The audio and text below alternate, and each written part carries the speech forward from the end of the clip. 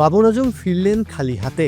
Big ব্যাশে অভিষেকের দিনটা আর রাঙাতে পারলেন না। কালে ভদ্রে ব্যাটে ঝলক দেখালেও খারাপ সময়টা এখন বাবরের নিত্যদিনের সঙ্গী।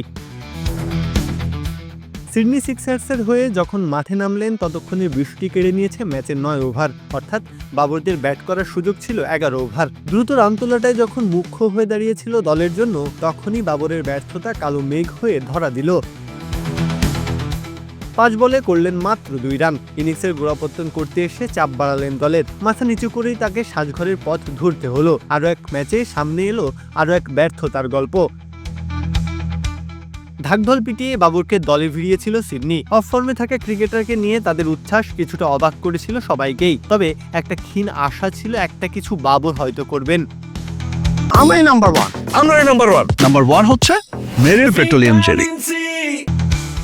সে আশাটা প্রাণ ফিরে পেয়েছিল শ্রীলঙ্কার বিপক্ষে ওয়ানডেতে প্রায় 2.5 বছর পর, যখন শতক হাঁকিয়েছিলেন বাবর। এরপর টি-20 দলেও 2-1টা ভালো ইনিংস খেলেছেন। তবে পুরনো বাবরের বিচারে এগুলো সির্ফ মামুলি বলা যায়।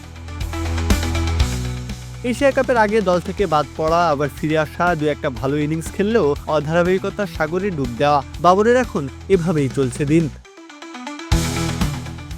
কাব্য, খেলা 71।